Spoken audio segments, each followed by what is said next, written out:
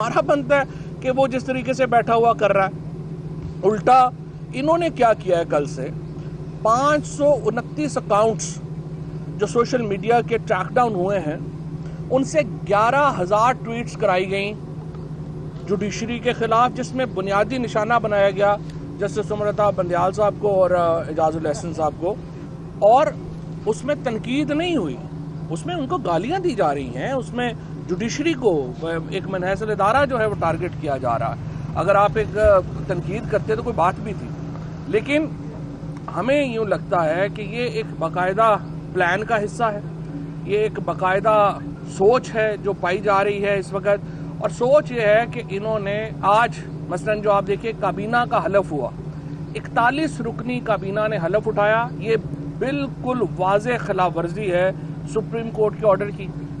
Supreme court ने deputy speaker को तलब किया, डिप्टी स्पीकर वहां पे नहीं आया। इसका मतलब ये है कि ये अदालतों के फैसलों को हवा में उड़ा रहे हैं, अदालतों के फैसलों की तस्दीक कर रहे हैं और उन्हें समझते हैं कि ये एक फटा डाल के इस तरह से मामला चला लेंगे। फिर और इससे पे दिलचस्प बात है, वो कहते हैं कि इसके ऊपर हम जा रहे हैं कि फुल कोर्ट बनाई जाए। फुल कोर्ट बनाना चीफ जस्टिस का इख्तियार है, और इस फैसले में अगर आप देखेंगे तो चीफ जस्टिस ने पहले ही कहा है कि इसमें कोई कानूनी नुक्ते की इंटरप्रिटेशन तो इन्वॉल्व नहीं है। जो उन्होंने कहा था चीफ जस्टिस साहब ने कि डिप्टी स्पीकर आए, हमें बता दें कि हमारे फैसले के किस हिस्से के ऊपर उन्होंने रिलाई करके ये 10 वोट एक्सक्लूड किए हैं। डिप्टी स्पीकर साहब जो हैं वो अपने बालों समेत गायब हो गए, वो आए ही नहीं उधर अपना सुप्रीम कोर्ट में। और अब कल यूं लग रहा है कि ये सुप्रीम कोर्ट के ऊपर दोबारा हमले का इरादा रखते हैं। इससे पहले आपको मालूम होगा, मैं आपको याद दिलाना चाहता हूं कि इनका जो रिकॉर्ड है सुप्रीम कोर्ट के बारे में और जुडिशरी के बारे में, वो बहुत ही एक सिसिलियन माफिया का जो वर्ड इनके लिए यूज़ किया था एक साबिक चीफ जस्टिस ने, एक साबिक सीनियर जज ने, वो बिल्कुल दुरुस्त था। उसकी वजह यह है कि ये इन्होंने देखें क्या हुआ। मरियम नवाज का जब केस शुरू हुआ, मरियम नवाज ने कहा हमारे पास वीडियोज़ हैं। उससे पहले मलक क़यूम की रिकॉर्डिंग जो है वो आपके सामने है।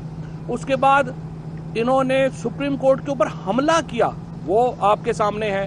फिर रफीक तारड़ नाम की एक शख्सियत हुआ करते थे, उन्होंने कोयटा बेंच में जाके जजों को बाकायदा खरीदारी की, और उस वक्त के चीफ जस्टिस सजाद अली शाह ने अपने इंटरव्यू में उसका बरमला इजहार किया। उसके बाद ये जो अभी जज था राशिद, उसकी जो वीडियो इन्होंने रिलीज करवाई, एहतसाब का जो जज था। और अब बार बार बताया जा रहा है कि हमारे पास और वीडियोस जो हैं वो भी मौजूद हैं। लिहाजा ये एक सिसिलियन माफिया की तरह एक्ट कर रहे हैं, ये एक बाकायदा मंसूबे के तहत एक्ट कर रहे हैं, और हमें इसके ऊपर बड़ी तशवीश है।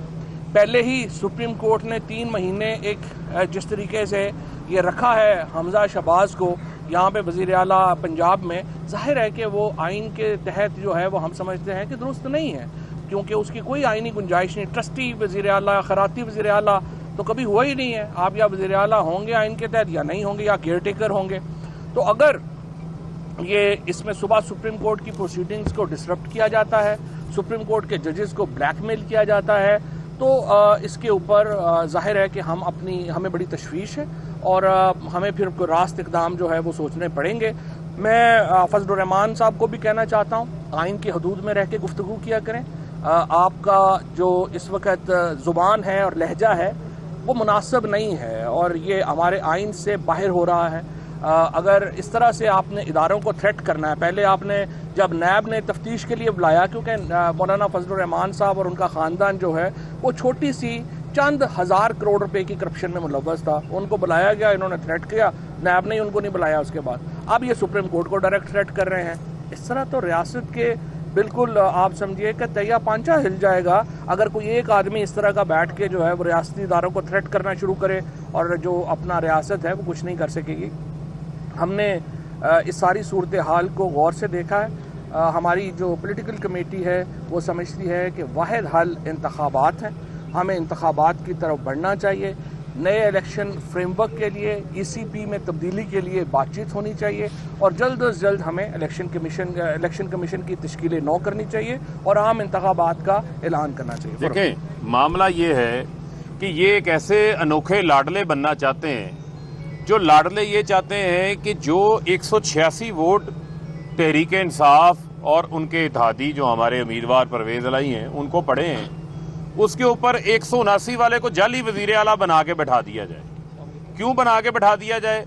کیونکہ پنجاب جو ہے وہ پاکستان کا 60% ہے، اور وہاں پر یہ تمام اختیارات استعمال کر کے، پولیس کا استعمال کر کے، اسٹیٹ مشینری کا استعمال کر کے، جو انہوں نے آپ نے دیکھا 25 مئی کو بنیادی حقوق کی، انسانی حقوق کی خلاف ورزی کی، بربریت اور تشدد کی مثال قائم کی، بدترین مثال قائم کی، وہ پنجاب ان کے ہاتھ سے نکل چکا ہے. کیونکہ 20 حلقوں کے ضمنی انتخابات میں عوام نے ان کو مسترد کر دیا ہے. یعنی کہ یہ عوامی عدالت سے تمام تر دھاندلی، تمام تر دھونس، تمام تر دباؤ کے باوجود عوام سے یہ مسترد شدہ ٹولہ ہے.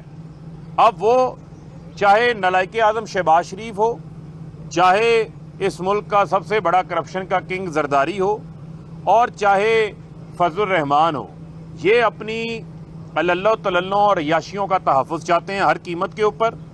یہ اپنی کرپشن کا تحفظ چاہتے ہیں، اور اسی وجہ سے یہ جو ایک ٹھگوں کا مافیا اکٹھا ہو گیا ہے، جس کو ابھی چودھری صاحب سسیلین مافیا کہہ رہے تھے، اسی کے ساتھ ساتھ ان کو گاڈ فادر بھی کہا گیا تھا، اور ان سے کوئی ادارہ محفوظ ہے ہی نہیں ہے.